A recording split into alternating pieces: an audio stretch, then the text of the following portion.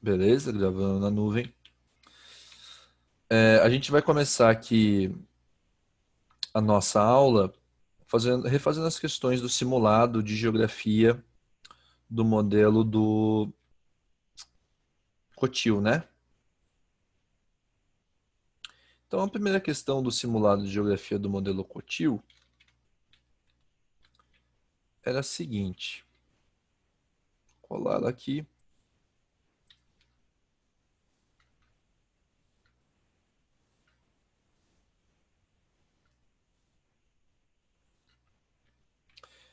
Então, a gente vai ter o seguinte sendo proposto aqui para a gente. Que é comum dividir os produtos agrícolas brasileiros em duas categorias. Cultura de pobre, na qual está o feijão, milho, mandioca e boa parte da produção de arroz, e as culturas de rico, que são cana, café, soja, algodão, trigo, etc. Sobre essas duas categorias, é para a gente assinalar o que for correto. Então, primeira, letra A. Cultura do pobre pode ser considerada como a principal atividade agrícola na economia do Brasil, em virtude de ele ser um país emergente, ou seja, país emergente, logo cultura de pobre. A B, a cultura do rico, fenômeno recente na economia agrícola brasileira, como se cana-de-açúcar, café, soja, algodão, trigo fossem recentes no Brasil. C, a relação entre as culturas do rico e do pobre no espaço agrário brasileiro sempre estiveram em equilíbrio em termos de apropriação do espaço geográfico, ou seja, elas sempre estiveram mais ou menos balanceadas ali no uso de terras férteis, propícias para o uso agrícola. Letra D, a cultura do rico envolve, geralmente, gêneros para exportação e abastecimento industrial, enquanto a cultura do pobre envolve, em maior parte, produtos para consumo interno. Então, cultura de rico tem a ver com monocultura exportadora, cultura de pobre, muitas policultura para subsistência. E letra E, a cultura do rico recebe esse nome por ser conduzida por grandes cooperativas, enquanto a cultura do pobre é conduzida geralmente por empresários individuais. Essa questão, ela teve um índice de acerto alto, 61,5%. Então, acho que 6 ou 7 alunos, certo? E a alternativa certa era a alternativa D, onde a cultura de rico vai envolver gêneros para exportação e abastecimento industrial, que é o caso da cana, café, soja, algodão, trigo, e a cultura do pobre, produtos para consumo interno, que se consome bastante no Brasil diariamente: feijão, milho, mandioca, arroz. Lembrando que um dos maiores produtores de arroz do Brasil é o ST, inclusive. Dessa questão, ficou alguma dúvida em algum ponto dela? Então, alternativa D. Ficou alguma dúvida em algum ponto dela?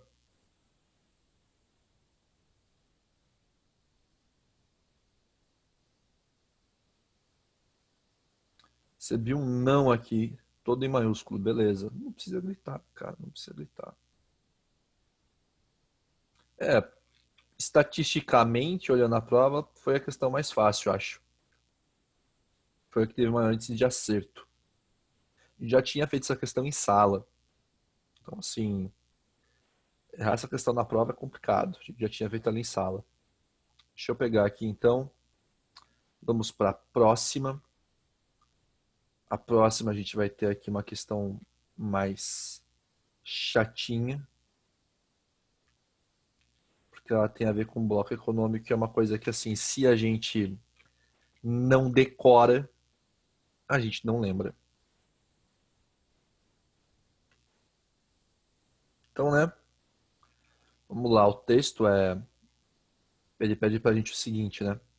Assinale o tipo de acordo que apresenta ao mesmo tempo a eliminação de taxas alfandegárias, a regulamentação para importações, a permissão para a livre circulação de bens, mercadorias e pessoas, além da adoção de moeda única. E daí tem as opções: zona de livre comércio, união aduaneira, mercado comum, união econômica e monetária e organização multinacionalista. Nessa questão aí, deixa eu só confirmar aqui os dados dela. A gente teve 46,2% de acerto. União Econômica e Monetária. Justamente a gente está pedindo ali uma moeda única, então isso já é uma união monetária. A União Econômica tem a ver com a unificação de tudo isso. Ok? Beleza, mandaram bem na D. Vocês lembram o que são as outras? Zona de livre comércio, etc. E aí? Não. Então vamos lá. Vamos dar uma refrescada nisso. Então, nesses tipos de blocos econômicos que a gente tem. A gente vai ter 5, ok? Mas para estudar, a gente usa 4, embora sejam 5. Para estudar, a gente pegar a Zona de Livre Comércio, a União Aduaneira, Mercado Comum e a União Econômica e Monetária ou Política e Monetária.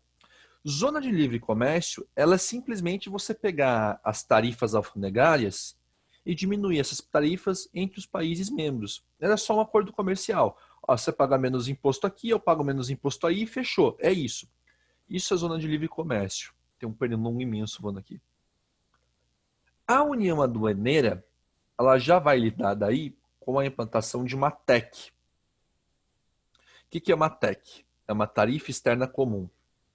Tarifa externa comum, ela serve para todos os países membros desse bloco econômico, dessa união econômica, pagarem os mesmos impostos para negociar com países de fora do bloco. Por que isso é importante? Para impedir a situação em que o produto de um país de fora do bloco chegue com menos impostos em certos países de dentro do bloco e maiores impostos em outro.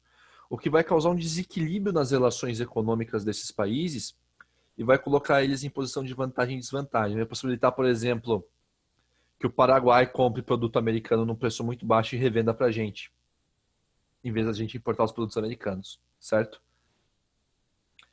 Depois disso, a gente vai ter o mercado comum. O mercado comum, a gente já vai estar falando no nível de integração econômica que vai além da união aduaneira, por quê? Porque além da livre circulação de produtos, a gente vai ter de pessoas, de bens, de capital, ou seja, dinheiro investido, investimentos, e de trabalho. Isso vai tornar as fronteiras entre esses países quase inexistentes. Esse mercado comum, ele não inclui a unificação da moeda. A unificação da moeda só vem na união política e monetária, união econômica e monetária. Por quê? Porque aí a gente vai passar a ter a mesma moeda em todos os países. Então a gente vai ter uma moeda comum que vai substituir as moedas locais e a gente vai ter um banco central dessa união política e monetária. O único exemplo disso, de união política e monetária, é a União Europeia. O Mercosul tinha a pretensão de tentar ter uma moeda para a América do Sul, que seria o real, porque seria a moeda mais forte à época. Só que essa ideia vem cada vez mais sendo enfraquecida, as nossas relações diplomáticas não estão lá essas coisas, a nossa economia não está muito aquecida para a gente querer impor isso, e os demais países da América do Sul já olham para a gente com a cara de que o Brasil está querendo ser hegemônico na região. Como se a gente fosse, como se houvesse um quase que imperialismo brasileiro na América do Sul. Então é bem difícil acontecer, os planos para isso foram meio que abandonados já, ok? Beleza? Deu um remember aí?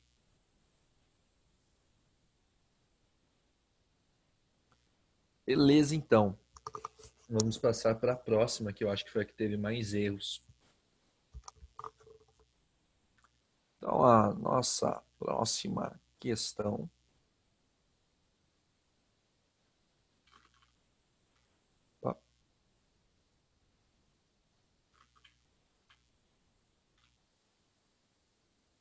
Essa questão ela tem uma pegadinha muito cretina.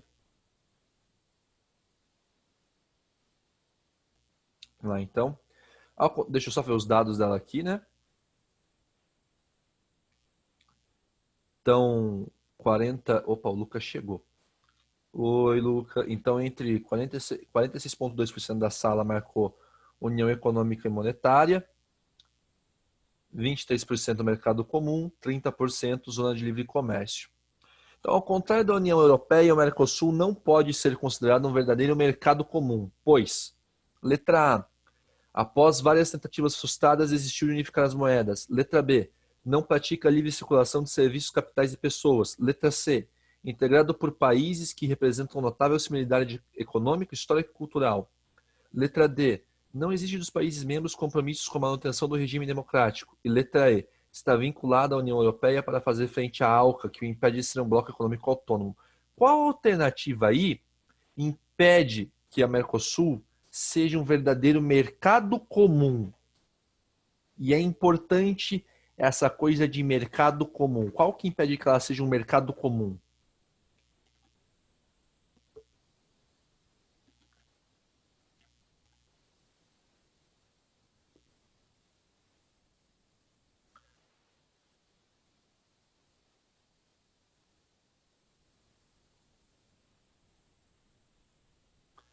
Tô vendo umas marcas na A, uma marca na B.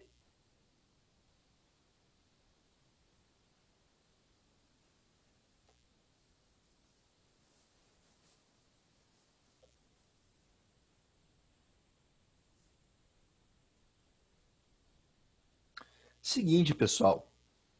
Mercado comum é a livre circulação de serviços, capitais e pessoas.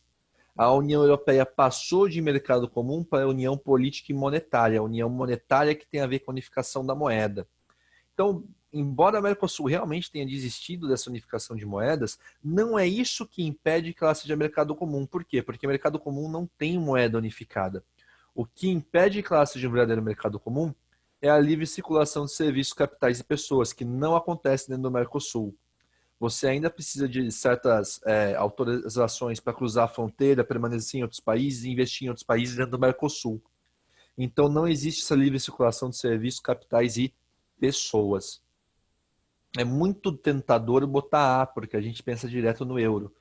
E seria A se fosse daí união política e econômica, mas ele está falando em mercado comum. Por isso que eu falei, aquilo ali tem que estar bem decorado, bem claro. Beleza? Então, ficou claro por que é a B e não a A?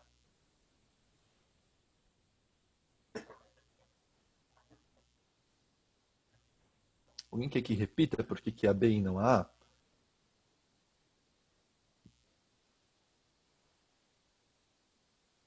Repete aí, professor, que bugou aqui. Beleza, então, ó. É a B, por quê? Porque a questão está sendo bem específica para a gente ao apontar aqui um verdadeiro mercado. Opa, deixa eu pifar direito essa bagaça aqui. Um verdadeiro mercado comum. Mercado comum tem a ver com livre circulação de serviços, capitais e pessoas. Essa questão de unificação de moeda, por mais que ela seja real, isso aqui vai ser uma problemática que vai vir, na verdade, de uma união política e econômica, e não da questão de um mercado comum, certo? Mercado comum não precisa unificar as moedas, por isso não seria a letra A, seria a letra B, ok?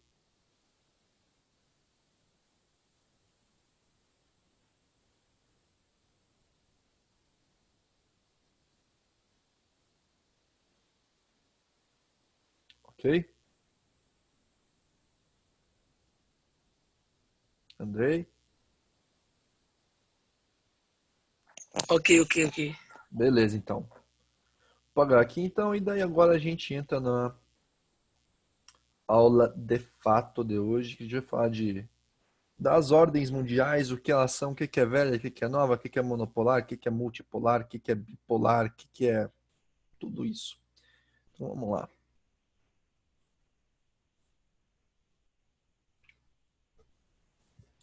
Minimizar o chat aqui.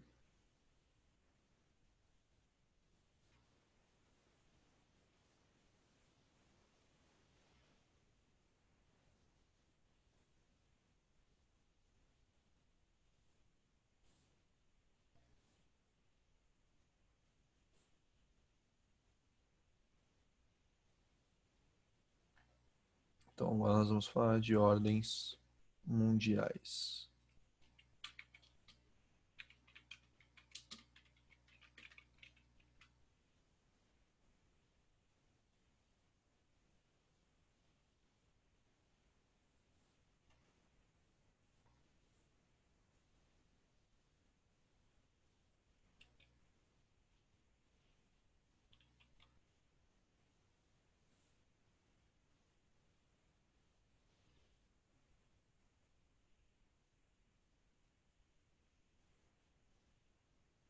Então, quando a gente está falando de ordens mundiais, sobre o que nós estamos falando então? A gente está falando justamente, então, deixa eu colocar aqui, ordens mundiais.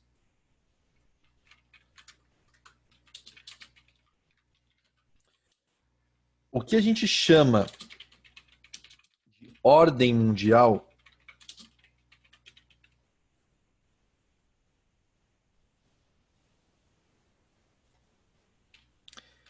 é o equilíbrio de poder geopolítico no globo.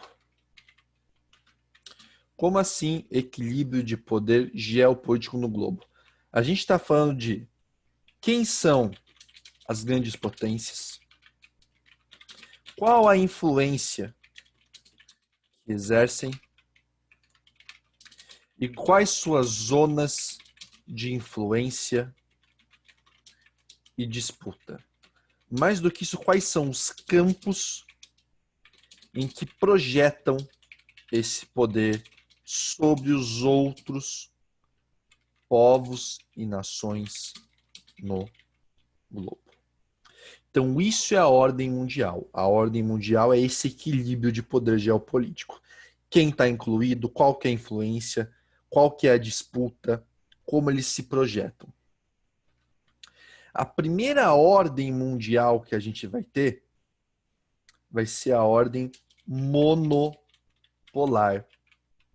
Galera, monopolar, quantos polos a gente tem? E aí? 2, Oi? 2, Mono é 1. certo? Onde a gente vai ter nessa ordem monopolar de 1837 a 1901 o domínio da Inglaterra nas relações mundiais de poder.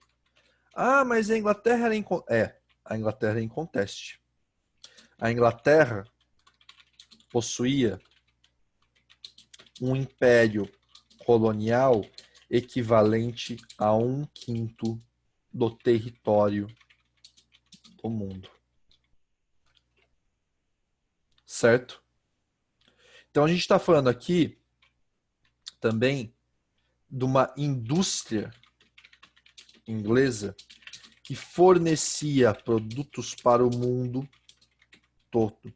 E a gente está falando especialmente do domínio quase que total de toda a região africana e uma forte influência sobre a Ásia. Então, essa é a ordem monopolar do mundo. É esse período entre 1837 e 1901, no qual a Inglaterra vai dominar o mundo. Ela vai ser a potência mais expressiva nessa organização do poder geopolítico global. Quando que isso vai mudar? Bom, você está vendo que está ali a partir de 1901. Isso vai mudar quando a Europa vai começar a alcançar a Inglaterra no processo de industrialização, os Estados Unidos vai começar a se lançar no processo industrial, mas tudo isso vai meio que essa ordem do poder mundial ela vai entrar em problemas, por quê? Por causa da Primeira e Segunda Guerra. Então, fim da ordem. Deixa eu continuar aqui, na verdade, né? A ordem monopolar vai se ver destruída por um conjunto de fatores que incluem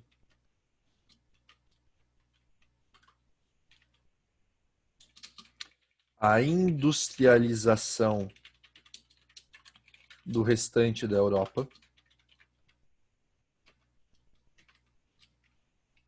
a gente vai ter aqui também o início de graves crises sociais e econômicas na região. Nós também teremos a ocorrência da Primeira e Segunda Guerra Mundiais, que irão também alçar os Estados Unidos à posição de potência. E aí, criar uma situação de... Qual que é a palavra que eu estou procurando? Não é miséria. É miséria, é falta de prosperidade. De miséria na Europa. E também o fim dos impérios coloniais. Então, tudo isso vai ter a ver com o fim dessa ordem monopolar. O que vai se estabelecer, então, depois disso? A ordem bipolar. Então, ela vai ser desde o começo da Guerra Fria até o fim da União Soviética. Então, nós temos uma ordem bipolar. Então, de 1945, fim da União Soviética, eu acho que é 91, deixa eu confirmar aqui. Fim da URSS. 1991, isso aí. O que a gente vai ter aqui, então? Uma disputa pelo poder geopolítico global por meio de uma corrida técnico-armamentista e disputa, embate ideológico entre os Estados Unidos e a União Soviética. Mais do que isso, a divisão do mundo entre as zonas de influência capitalista e socialista.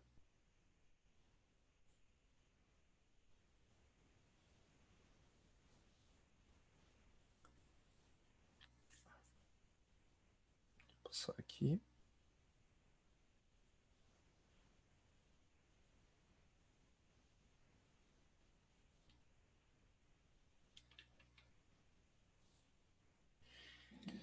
O que a gente vai ter, então, nesse período? Primeiro, a gente vai ter aqui, nessa divisão do mundo entre as zonas de influência capitalista e socialista, a constante ameaça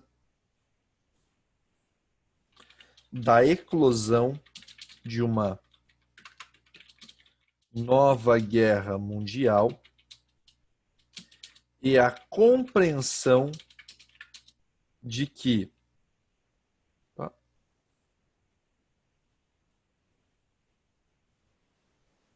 o Luca, se eu estou na minha casa, começa a de novo. Tem uma boa chance, Luca. Tem uma boa chance. Seria o mais prudente a se fazer nesse momento. A constante ameaça da eclosão de uma nova guerra mundial e a compreensão de que tal conflito levaria à destruição mútua da União Soviética e Estados Unidos, pois ambos os países estavam armazenando ogivas nucleares. A gente vai ter aqui também um grande investimento em propaganda para exaltação das ideologias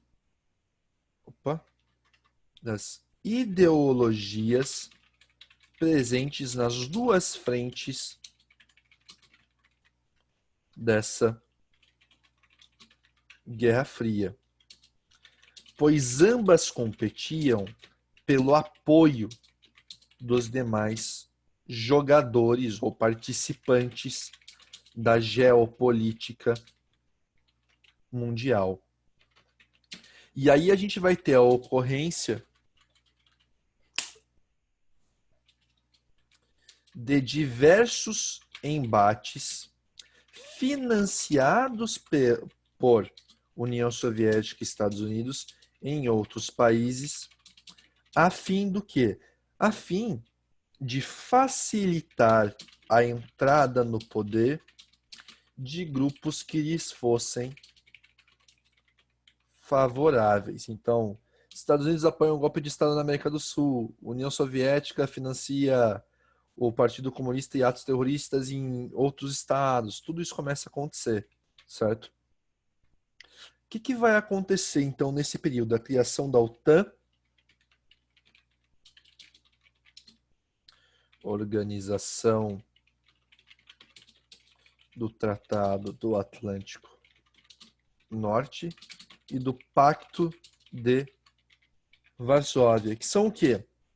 São manifestações dessa divisão entre um polo capitalista e um polo socialista, respectivamente, no campo das alianças militares. Só que essa bipolaridade tem sua decadência já iniciada na década de 1980. Por que ela vai ter essa decadência anunciada já na década de 80? A economia dos países socialistas vinha enfrentando sérios problemas e o regime vinha sendo contestado dentro de diversas repúblicas soviéticas. O que isso vai ocasionar, então? Com o fim da União Soviética em 1991, qualquer perspectiva de um mundo bipolar é derrubada. Com o embate ideológico entre capitalismo e socialismo sendo dado como encerrado, e o primeiro, ou seja, o capitalismo, sendo tido como o vitorioso dessa guerra fria. Tudo bem até aqui. Até aqui é a parte mais tranquila.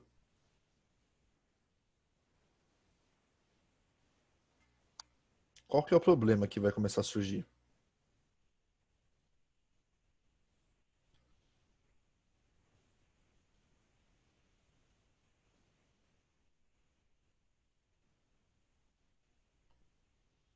Com o fim dessa ordem bipolar.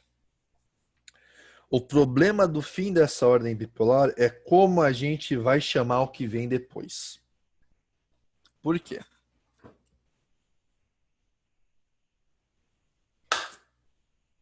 Maldito pernilongo, cara. Maldito pernilongo. A partir desse fim, a gente vai passar a ter a necessidade, porque a gente adora dar nome para as coisas, de definir o que é a nova ordem mundial. E para definir essa nova ordem mundial, a gente vai ter algumas teorias. Então vão surgir 3 teorias que tentam explicar a organização geopolítica do poder pós-bipolaridade.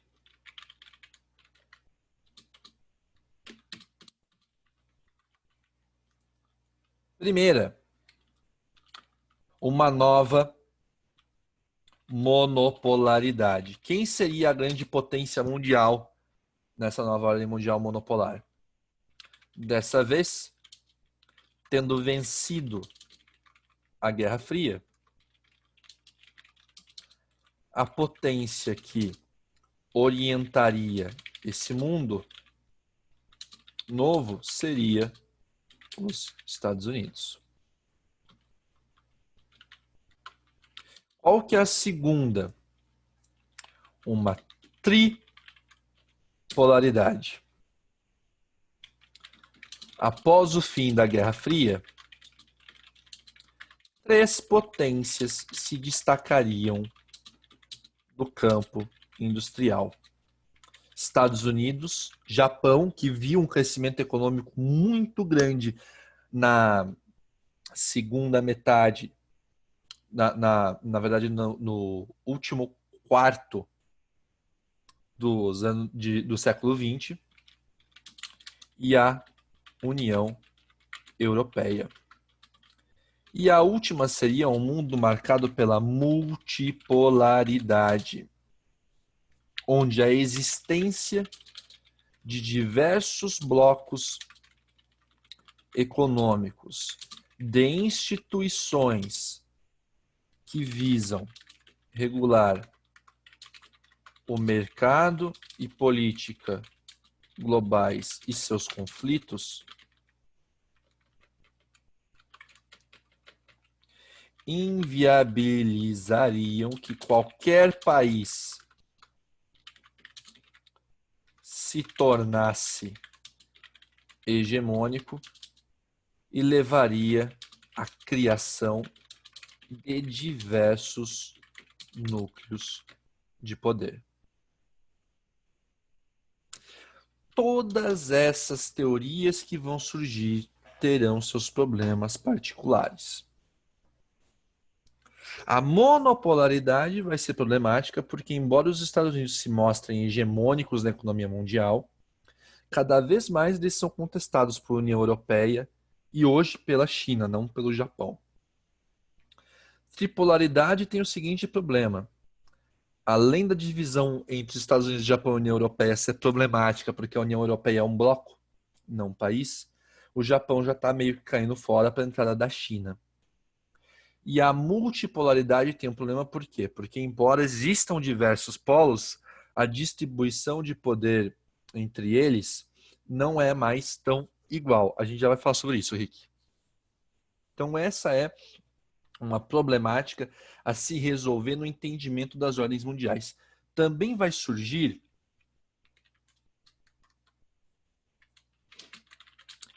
teorias que querem explicar a cultura desse mundo organizado em uma nova ordem. Uma das mais famosas sendo a do choque de civilizações de Huntington. O Huntington ele vai ser um cientista político. O que ele vai propor? Que ele vai propor que o mundo... Nossa, não passa voando perto do nariz, bicho, dá uma coceira. Que o mundo seria assolado pelos conflitos entre grupos culturais que seriam incapazes de se entender e que tais conflitos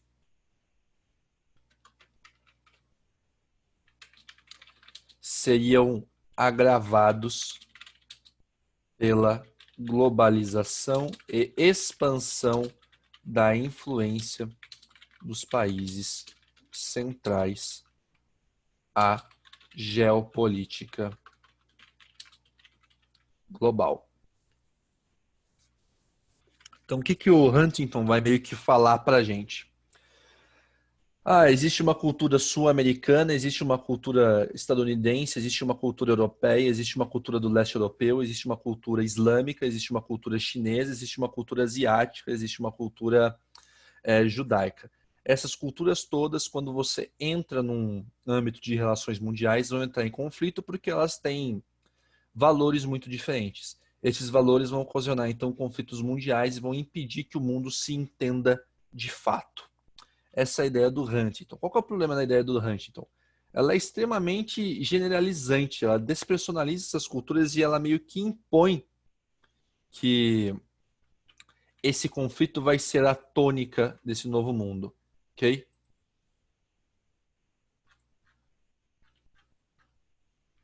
Que até aqui?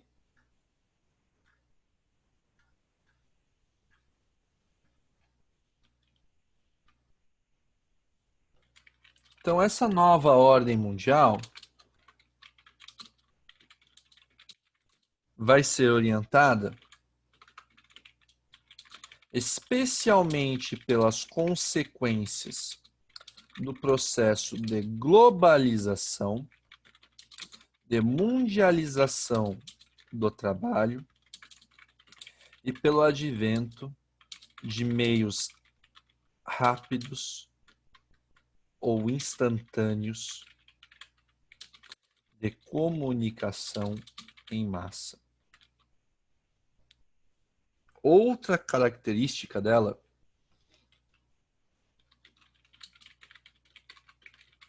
é a forte presença das ideias neoliberais na condução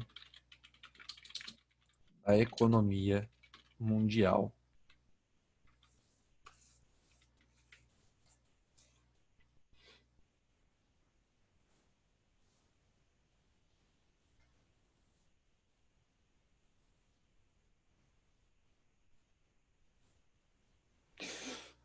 Ok.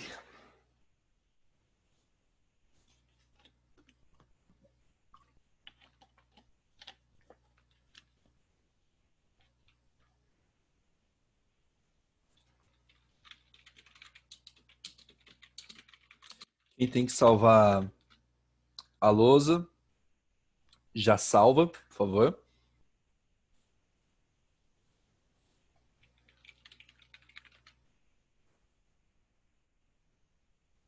Beleza?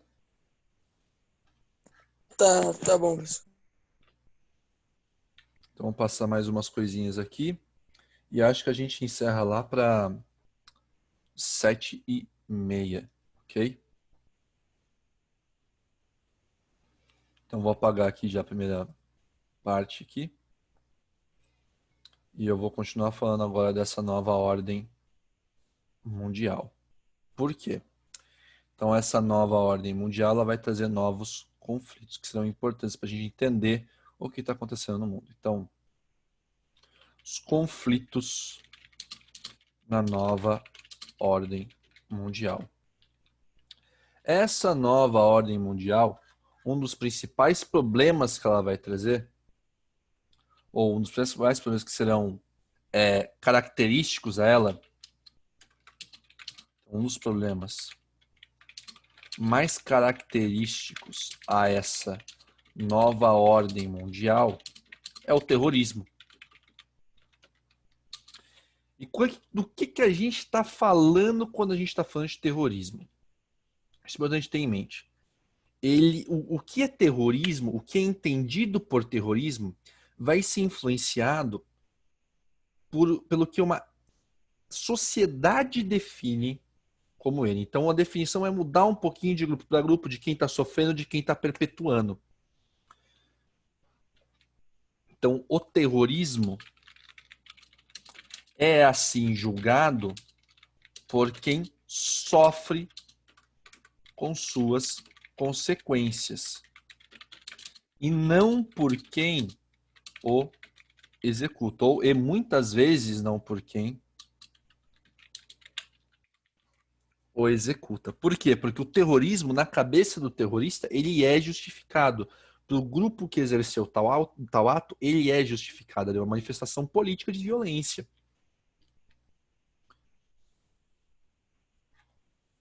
Então, o que a gente vai ter aqui? Uma instauração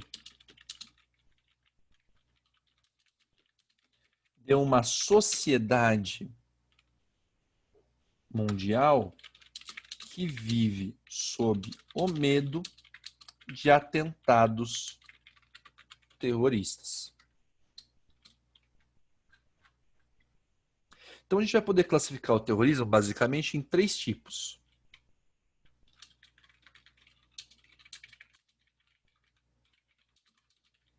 Estou salvando essas lousas e depois eu dou um jeito de mandar para vocês, ok?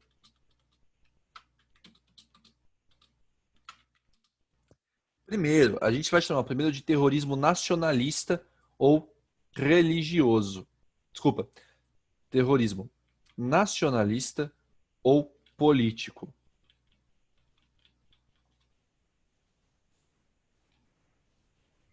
Então, terrorismo nacionalista ou político. Que terrorismo que é esse? É o terrorismo que se justifica no sentimento de identidade de uma nação ou grupo, ou ainda numa pauta política particular. Não, terrorismo não é uma religião. Isso tem cara de pergunta para causar, hein? O Luca voltou. Então, o segundo terrorismo que a gente vai discutir aqui será o que a gente vai chamar de terrorismo de Estado. O que é o terrorismo de Estado? Ele consiste na... Pessoas matam pessoas. Terrorismo mata pessoas, sim. Tem um motivo para o terrorismo matar pessoas. Matar civis, especialmente. O terrorismo de Estado consiste na prática da violência do próprio Estado contra seus cidadãos para causar medo a fim de controlá-los.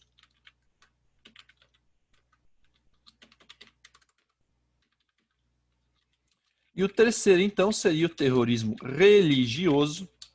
Esse terrorismo é motivado pelas diferenças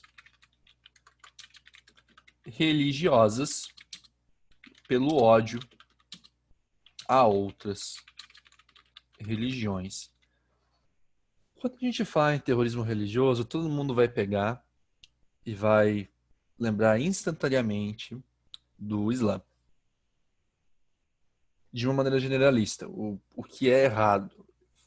Lembrem-se sim de grupos como a Al-Qaeda, como diversos outros grupos terroristas que operam na região do Oriente Médio, mas não generalizem o Islã como uma religião de terrorismo. Isso é muito perigoso. Ao mesmo tempo, a gente vai ter atos terroristas no Brasil de grupos neopentecostais bem específicos, então, novamente, não tendo a generalização aqui, a, por exemplo, religiões de matriz afro-brasileira. Então, a gente tem que ter essa preocupação em entender que o terrorismo religioso não tem ele não é monopólio do Islã, muito menos característica exclusiva ou definidora dele, ok?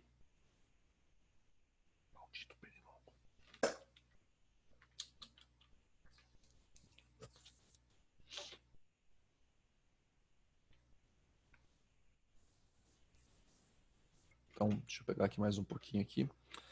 A gente também vai ter a noção de terrorismo doméstico e internacional. Então, uma separação entre o terrorismo. Isso, esse é um atentado que ocorreu, né, Luco, do 11 de setembro nos Estados Unidos contra as Torres Gêmeas, né? Então, a gente vai ter uma separação entre terrorismo doméstico, aquele que parte de terroristas internos ao próprio país, e o terrorismo internacional, que é empreendido por grupos terroristas externos ao país. O ataque das Torres Gêmeas, 11 de setembro de 2001, ele é um ataque terrorista internacional. Então,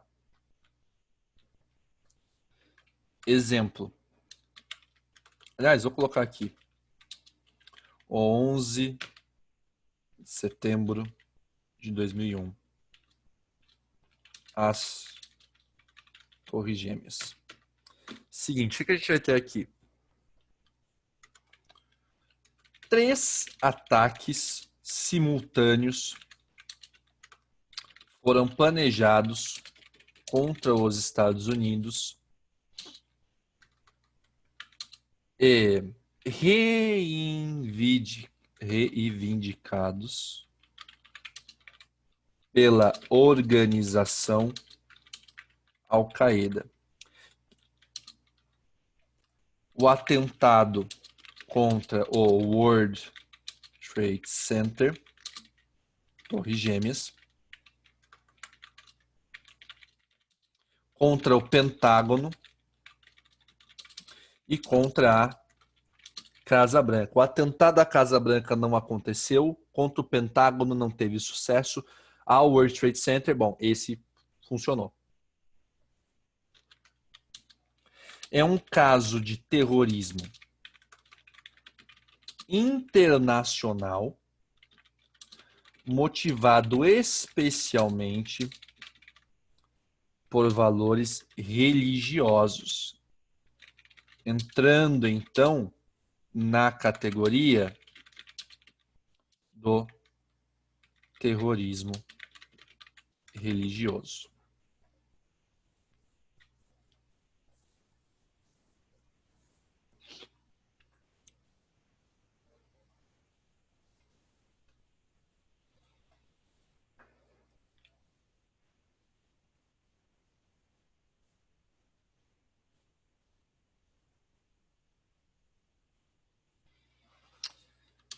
Esse ataque levou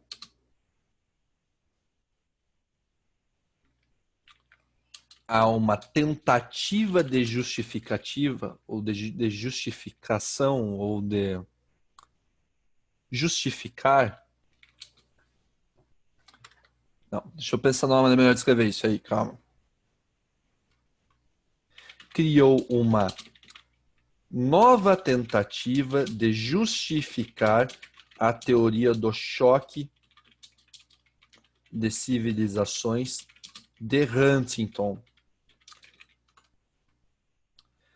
proporcionando um discurso de que as divergências culturais entre o Ocidente e o mundo árabe islâmico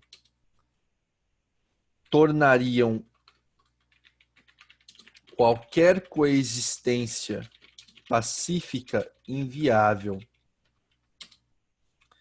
Esse discurso baseado na obra de Huntington, embora errôneo, à medida que se prova generalizante e incapaz de conceber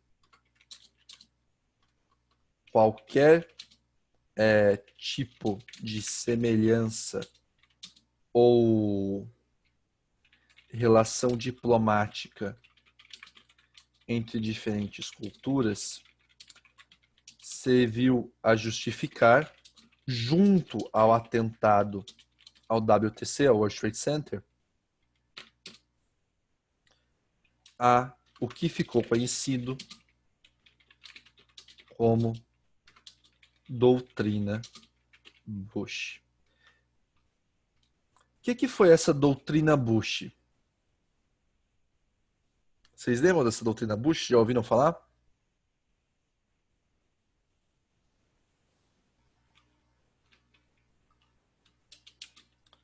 A doutrina Bush consistia na perseguição a terroristas fora do solo americano, propondo atacar esses grupos antes que pudessem empreender ataques aos Estados Unidos. E nessa pira, os Estados Unidos, junto à Inglaterra, não esperam decisão da ONU e iniciam um conflito com o Iraque em 2003, sob a acusação de estar armazenando armas nucleares que seriam empregadas em possíveis ataques terroristas. Pessoal, qual que é o saldo da guerra do Iraque? Encontrar alguma arma nuclear lá?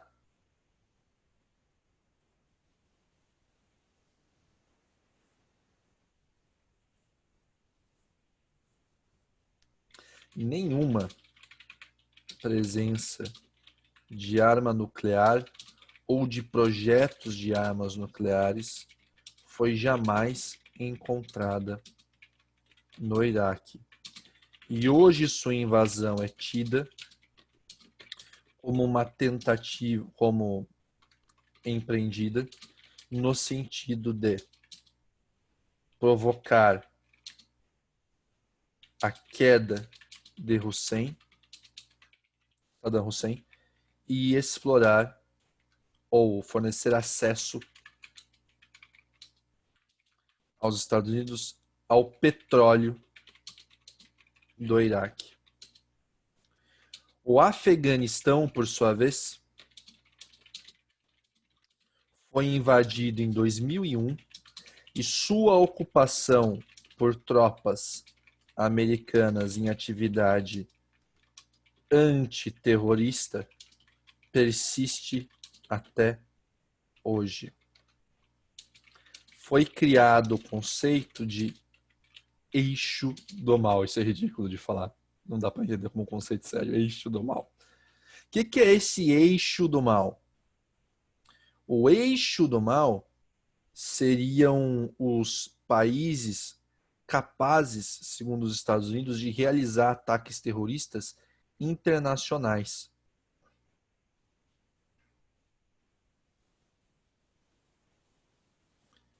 Então, foi criada a noção de um eixo do mal composto por países capazes de realizar ataques terroristas internacionais, composto por... E daí a gente vai ter Iêmen, Irã, Iraque,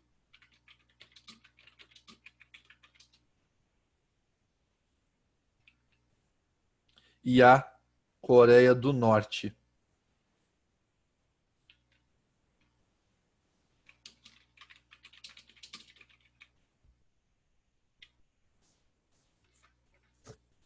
E daí, além da questão do terrorismo, nós temos a questão daí de pautas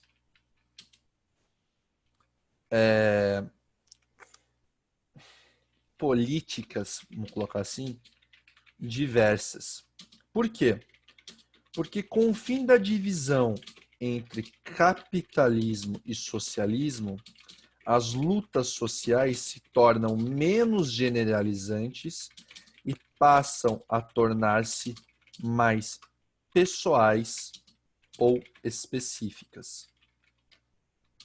Na nova ordem mundial, ganham espaço preocupações ambientais e identitárias, além das diversas pautas raciais.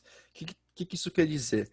Deixou o conflito antigo entre a burguesia e o proletariado meio de lado, e a gente passa aí para um conflito, deixa eu arrumar a câmera aqui, pronto, para um conflito que vai ser expressado mais na demanda política de grupos como os grupos feministas, os grupos LGBT, os grupos ambientalistas. Essas causas começam a ganhar mais expressão. Por quê? Porque a causa generalizante do proletariado já não existe mais. Ela já não é mais... Não que ela não existe, ela não tem o mesmo destaque que ela tinha na divisão de mundo bipolar.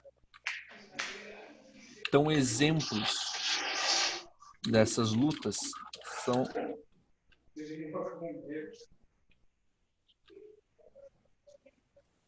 Exemplos dessas lutas são as pautas ambientais, dos direitos LGBTQ+,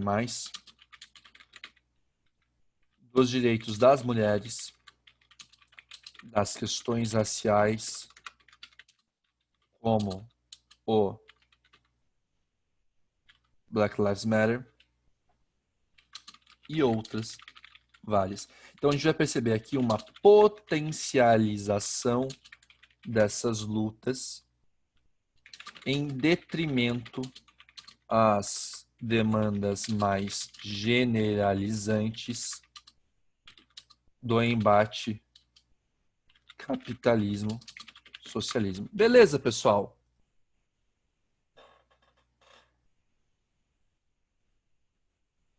Beleza? Então, ó, alguma dúvida?